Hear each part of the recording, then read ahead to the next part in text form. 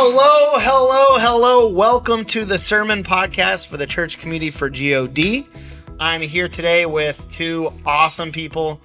We're all in t-shirts, guys. T-shirts and hats. T-shirts and hats, yeah. On my right, on your left, Grant Dailey is with us. And then on the other side, Brandon Galford. We're happy to be here. If you couldn't tell, we're pumped on this. So we're going to chat through Brandon's resurrection sermon. If this is your first time listening to us, we take the sermons every Sunday. We make sure we sit down as people who speak to our whole congregation. Hey, what is it that we really wanted to emphasize? What are some like real life applications we can pull from it? The last thing we want to do is let like the sermon just kind of drift away into our memories, and we don't take time to like dig into the word, revisit it. I think pull out discussion things that as a church we should be talking about. Yeah. So Brandon, this was your sermon on resurrection, which was excellent. I think thank you. I'd never give reviews for the sermon before I turn it over to you, but I loved it. I re-listened to it to prep for this, and I think even your testimony, I think, helped.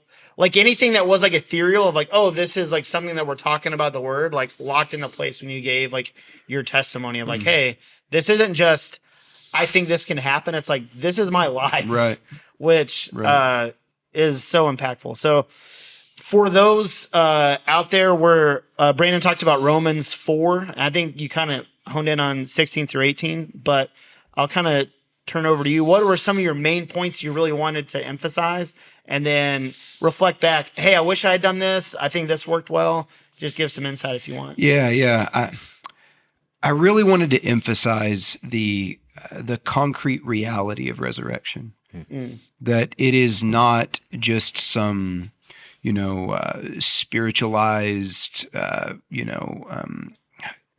this happened in history. Right. And I went in my apologetic spiel there for a minute that, I was half making fun of because, that is part of where I come from as a Baptist. But I also... The evidence does demand a verdict. Yeah, that's right. That's right. Don't shy away from the gold. Yeah. But I do think it's important to recognize the concrete reality of it, that God raised Jesus from the dead physically, bodily, because I think it speaks toward multiple levels. But on one level, God's validation of our experience as human beings, this material world that we live in, that God in bringing about new creation, He's doing it with us in our very real lives. And the resurrection speaks toward, I think, God's, we're not, our hope is not that we're going to be these disembodied spirits one day. Our hope is that God is going to restore this world and that we get to participate in that with Him. And, I think the reason I shared my personal testimony was to highlight again that resurrection power is manifest in a way that is objectively observable. Right. Where you see it, you see transformation. And I wanted to highlight that. And I wanted to really, I guess, invite everyone to reflect on their own resurrection stories, to realize, God has raised me from the dead on some level, lest we forget that. Yeah. And I think we're very prone to forget. So, that was, I think, kind of central to my point was this reality that, the resurrection power of God is in us. It is accessible to us, and it is evident in very real ways in our lives. Yeah. Yeah. No, I think even you saying now of how the resurrection is a validation of our human experience, where it's like just thinking of the opposite, not the opposite, but like the alternative, like, all right, I'm going to resurrect from the dead. And it's just this blinding, invisible spirit that we're all filled with. And it's like, oh, this is different. It's like, no, it is a literal bodily resurrection where it's like, hey, this is, our lives matter. And I think even it validates like the suffering gone through matters. Like Absolutely. this is something that, you don't escape from, that you endure it, you go through it, pass through it. And that on the other side, we actually live out that changed life, like physically. Yeah. Because I think if it were done another way, there would be it would feel very exceptional, where it's like, this is not going to be possible. Or, hey, I've been through so much in my life that it's like, I don't even think that spiritual change is possible for me. It's like, no, we all, I think, have this buy-in where it's like, and I think, you went through, like, there's not an element where it's like, hey, we have to prove this, or it's like, it's not a rational game we're playing this out, where it's like, all right, if I can go through every process of this death and resurrection, I can prove to you that you can have faith. It's like, no, like, the changed lives is what produces that faith. Yeah, like, that's it. For Thomas, he was like, went to the nth degree. It's like, no, like, I see you. It's like, it needs to be as real as possible for me to, like, believe. And I think all of us are at that place, or get to that place. Yeah, for sure. You and I have been a part of this community since 04, 05, long time. Yeah. Like, how many sermons have we heard from Greg that emphasize how resurrection power means that the next moment can be new? Right. Like, how many sermons? Like, the next moment. And I think that's the thing I really wanted to, I think, emphasize, is that resurrection power means that even if it's never happened before, it can still happen. I think people can get, be conditioned and taught by history in such a way that they base what can happen on their collected data regarding what has happened. But resurrection says, no, something new can happen right now. Yeah. And I think the hopefulness of that perspective is something that is just inherent to resurrection theology. It makes God alive too. Like, if we're just saying, hey, it's only what history has told us how that's going to happen. Yeah. It's like saying something new can happen today, tomorrow. Like, God is doing something new in our community. I think it's easy for us as finite people just to default to, like, well, yeah, God can do something new, but I'm sure it'll look just like it has in the past. Sure. And it's like, we're basically not letting God be alive if we're not giving that element of, like, no, like, literally we believe there can be something new. Right. Which is why, I love the New Testament connection. And I mentioned this in my sermon, but I didn't really get into it too much. But the New Testament connection, New Testament and Old Testament, between resurrection and forgiveness. That link that with resurrection power, it testifies to the fact that I can release that person can release me, and that there can be a new beginning in that relationship. And like you said, it brings God alive in the moment. And I think that connection is it's so central and so important. And the hopefulness of that is something that I wanted to really emphasize. Yeah. Sorry, guys, my voice is sinus infection. I'm struggling, dude. I've come into this podcast after, like, coaching 2 basketball games, doing practice and games, and it's like barely even had a voice. It's like, it felt like it was horrible. Like, this is dude. Whatever you're feeling like, I've been worse. So what was your connection you're trying to make from old to new? Like, that in the Old Testament, the idea that God's visitation. Good question. Yeah. For Israel, the resurrection theology we get in the Old Testament is very much centered on Israel's release from exile. And that release from exile was, the God's forgiveness. You read, like, 2nd Isaiah, Isaiah 40, where he's like, comfort my people. They have paid double for their sins. Their punishment's over. And so that link between God raising his people and giving them a new beginning through forgiveness. And I think that, there's a synthesis in that theology from Old Testament to New. And I think it's central to biblical theology. That God is the God of new beginnings. Yeah.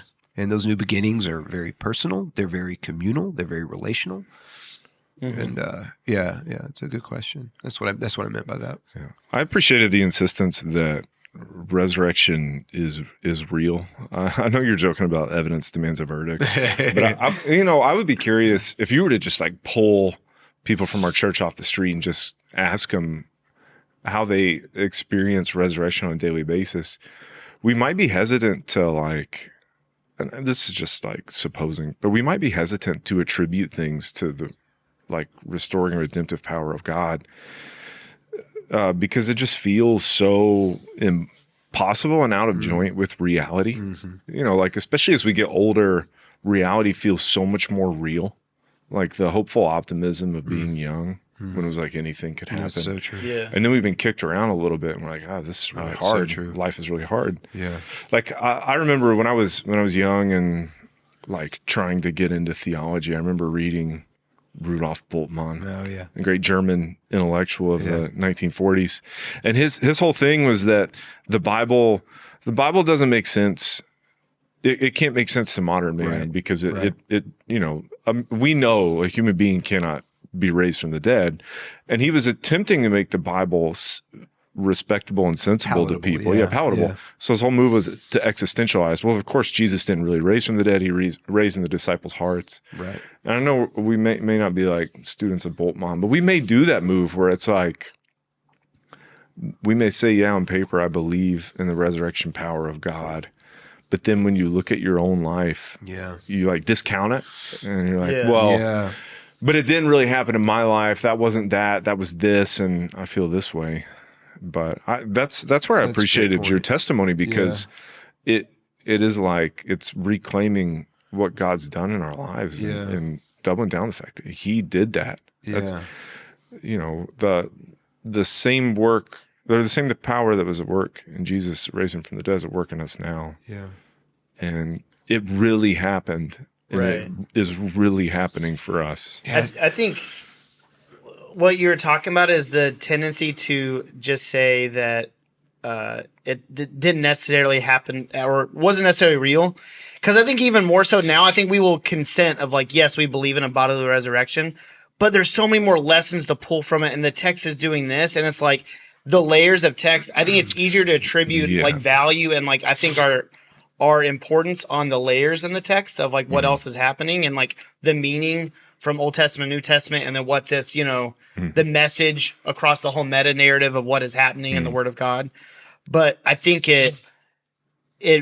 the resurrection isn't like, hey, this is a resurrection of our mindset, or like this is a resurrection of interpretation. It's like it is a bodily resurrection where it's like almost like that concreteness and the reality, I think, forces us to stay grounded in how we live out, I think, this Word of God. And it's like, yeah, I think the layers are great in how we interpret it, and like the meanings we draw from it that are connected to other scriptures are immeasurably beneficial. You know, it's like so life-giving. But at the end of the day, if those like I think pull away from that, like, no, like this happened and it's a fact and it's bodily, it's like I think it removes some of that focus, what you're saying. And like it kind of like lets us off the hook where it's like, yeah, let's think about I think all this stuff in our mind. And it's like it has to go to our feet. It has to be lived out and like demonstrated. That's why I love that Romans 4 text for resurrection theology. You know, Paul talks about hoping against hope, he believed.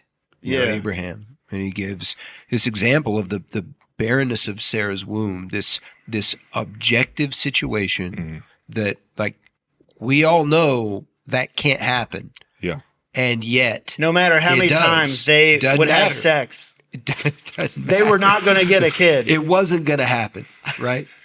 And you know, and he gives two elements there, you know, of bringing what didn't exist into existence, and then raising what was dead to life. And I think that when we look at our own lives, when we look at our relationships, when we look at the people around us, that kind of hopefulness has to characterize who we are. Okay, it has to. You know, if we don't have that kind of faith, we have problems. And I think maintaining that kind of faith can be challenging because, as Grant said, life happens. We get beat up. We experience unanswered prayers in our lives. We you know, life happens and it hurts and it's challenging. But still, to be able to hang on to that belief that you know, this relationship that's broken, God, I believe you can resurrect this. You know, that doesn't mean we passively sit back and do nothing. Right. You know, like Abraham and Sarah had to do something, right? They had to make something happen. Yeah. They had to do something. So, like, you know, there's action, but that action is done with the belief that, like, God really can do this. Right. You know, or those personal struggles we deal with where we feel hopeless and like this, I'll never get past this. You know, resurrection faith says, you have to believe that this is possible. Yeah. Without resurrection, we are of all people the most pitiable, as Paul says. And that was something I really wanted to emphasize. Yeah. And people to examine their lives and be like, where is their death? And where am I struggling to believe that God can bring life out of this? Mm-hmm. And then addressing it. Yeah, I think that was something, re-listening to the sermon, that you had kind of paused for a second. I'll just kind of read the question I had. I know you're really, do we truly believe that we have the spirit of resurrection with us every day? And then I think you challenge everyone in the congregation. Like, do you think we as a church community, do we live with that confidence? Do we have that spirit in us that it's like, truly a resurrection power that we're living out? And it's like, did you have thoughts on that? Even obviously there's a challenge in hearing it. I think all of us probably feel like, oh, I fell short. I think I maybe just trying to wrap my head around, like, do you think we've kind of, as a church body, the last 3, 4, 5 years, kind of like curbed that maybe youthful exuberance time has kind of curbed down? And it's like, are we not really like engaging and living that out? Or like, what do you feel like? That's a great question. I think it's the purpose of the question was to, I think, simply by raising it, it forces you to think about your life in a different way. It's the kind of thing where, unless the question is asked, like, how often do we really evaluate, where am I at with resurrection faith? Like, who does that? Oh, maybe you don't, Brandon. So I think we need a new speaker on Sundays. I think simply by raising the question, it was for the purpose of just getting people to evaluate. Right. Myself included. It's the thing about preaching, is that we're always preaching to ourselves. We're always challenging ourselves as well. Like, we obviously know we don't have it figured out, obviously. But I think it's a very important question, because if resurrection is so central to who we are as God's people, and if Paul's right when he says that the Spirit who raised Jesus from the dead dwells in you, or that resurrection power gives us newness of life. If he's right in that, then what does that mean for me? What does that mean in my community? And I just wanted to pose the question to get people thinking about it, evaluating them ourselves. I think so many caveats are given to COVID. I think that it has definitely had like a effect of everything was like very similar for a year. Like the circumstances weren't changing. Like, what a miserable time. People weren't commuting. We were all like, wearing masks. We weren't doing typical things just because it wasn't possible. And so I think, and then ministerially, I think, we weren't going abroad. We weren't doing things that I think would typically characterize our behavior, and I think even instill that confidence of like, God's doing a new work. It's like we're have that resurrection power. And I think on the other side of that, people have testified maybe the last couple weeks the excitement of like trips this summer, the excitement of what God is doing in our community. And dude, you just got back. Oh yeah, great time. Great time. And I think the kind of the tricky part is are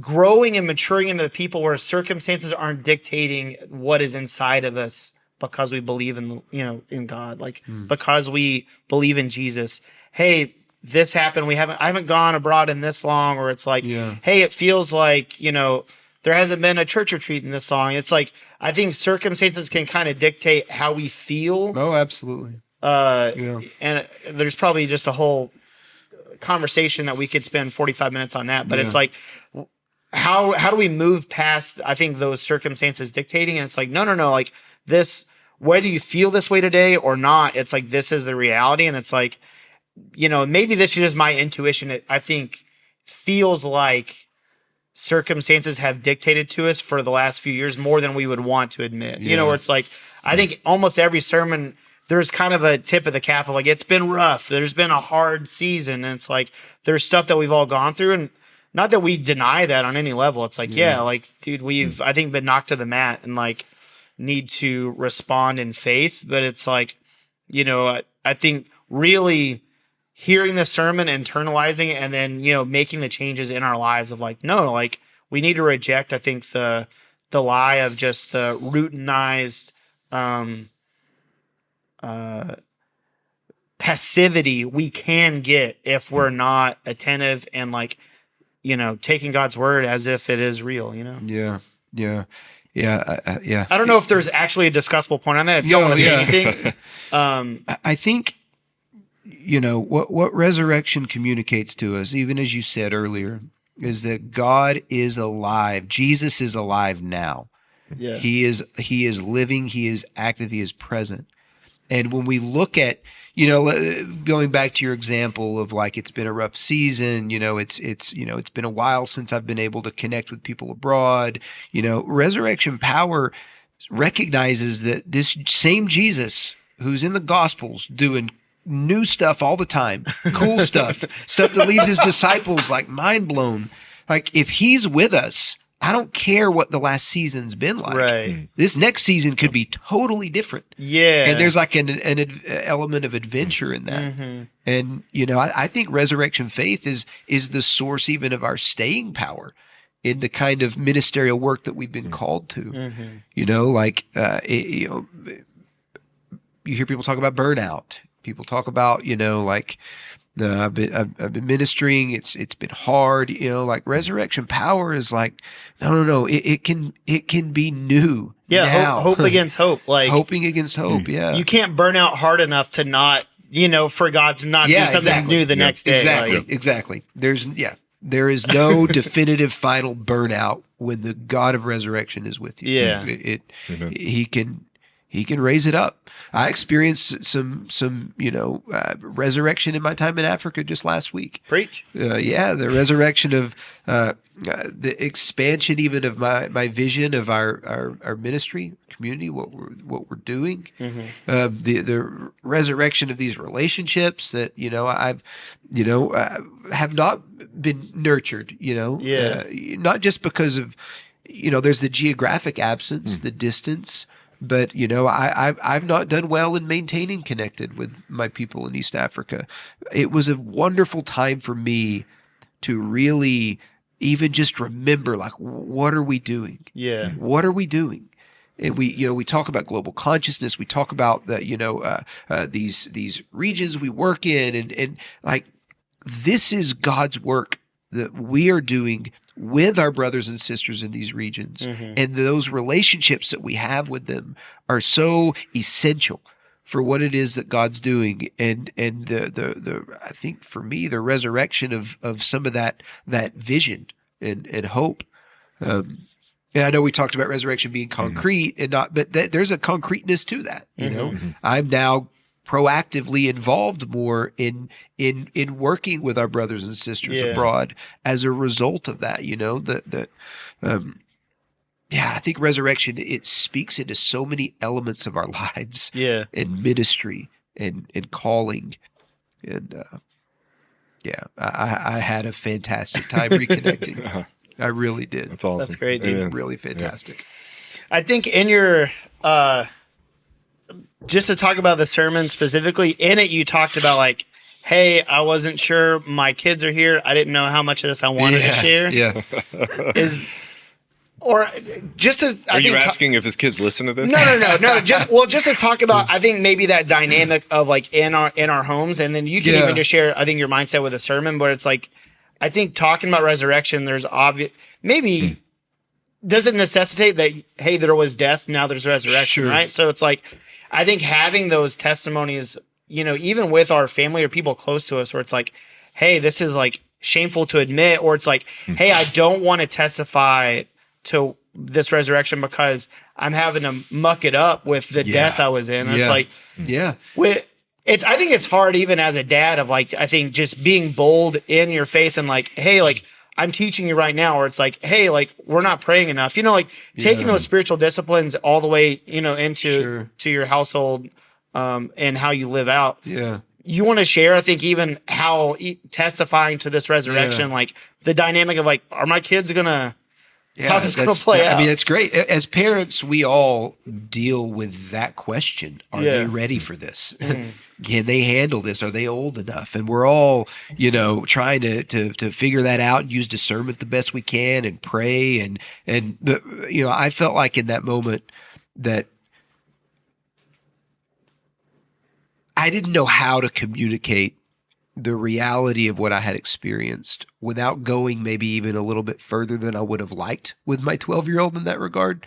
But like to highlight the depth of what God raised me from, like how do I communicate that to my kids without just, obviously there's details to my teenage years that I will never speak again. That's another podcast. They will never come out of my mouth. Please, let's do another podcast. Yeah. But, our kids have got to know. They've got to know our testimonies. They've got to know our stories. That's what incites faith. Right. That's what produces in them this sense of their faith becoming their own as they see, okay, God did that in my mom's life, my dad's life. I also want to experience God, not that I want to hit rock bottom and need God to resurrect me, but I also want to experience God raising life in me, whatever that looks like. Yeah. And I think it's incited conversations, generated conversations with my kids in ways that didn't happen before. Yeah. And I'm thankful for that. It's good. Well, it's also like, how do you testify to the power of resurrection if you don't acknowledge why resurrection needed to happen in the first place? Like there has to be, like for the impossible to happen, there has to be something really tragic on the other side of it. And I think too, like part of what you're saying is that, you're not like the guys that we would see come up through our youth groups that were like 5 seconds removed from whatever mess they were in. Right. They're like, I used to be a gang member. I used to be an addict.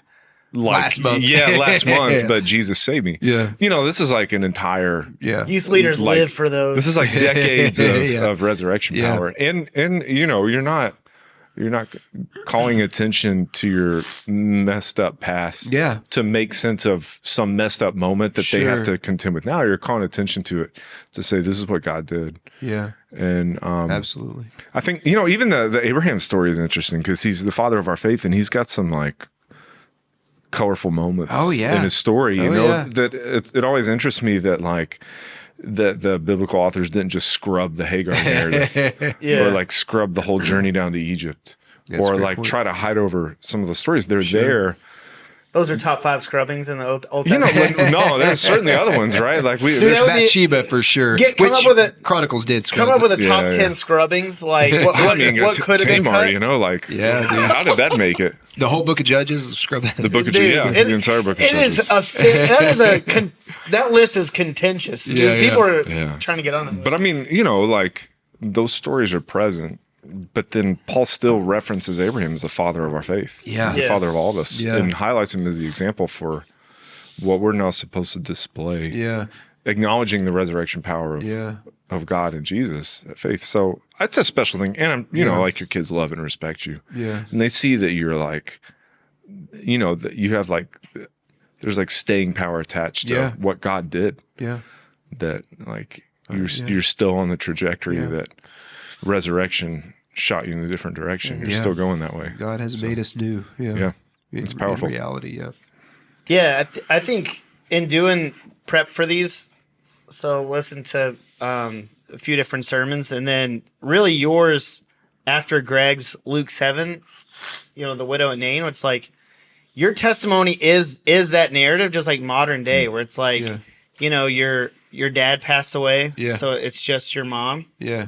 I guess Sean is a character in that too, but really, I think you like wake, you're in the hospital, you're like at rock bottom, you like are seeing like these, your mom, like you're literally like, being resurrected, and then like joined, I think, with your mom and with Sean in a totally different light, where it's like you are getting up, from where you were a different person, like now you're like, God has brought you, I think, to really resurrect and like live out a different narrative. Like having those back to back was like, that's a good point. And even just seeing, how my transformation changed my mom. Right. I know that she, in doing the best she could to raise us, and she did fantastic, but she also, she had her limitations and that she couldn't control me.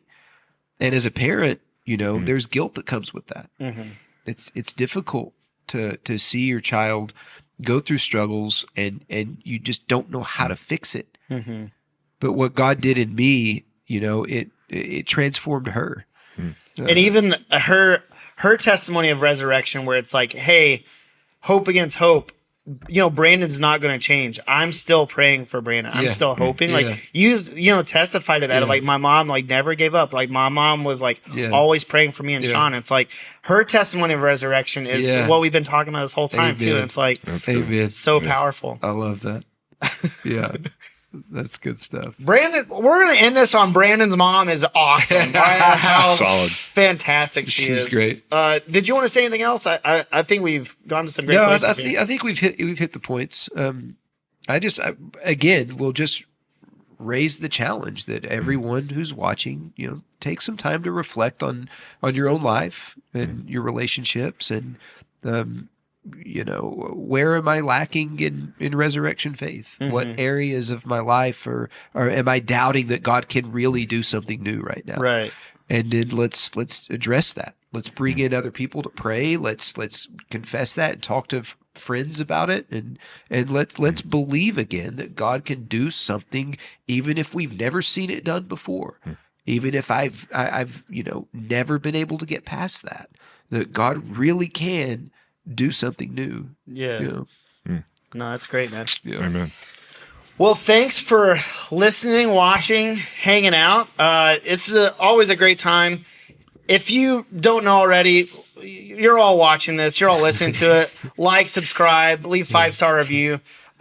This is a great time. I hope you all are blessed by it. Again, whenever we approach, I think, the Word of God, whenever we approach, I think, these sermons, it's like, find, I think, where we can analyze our own lives, where we can see practically, how do I live this out? Yeah. And just like, Brandon ended on, like, let's really dig in. Let's like see how can resurrection life like come through us. And I think in whatever discussion groups at work, hanging out with people, like let's have these conversations, because I think it's going to do nothing but produce life and let us see how God can be different tomorrow, the next day, to do something great in our community. Amen. So, Amen.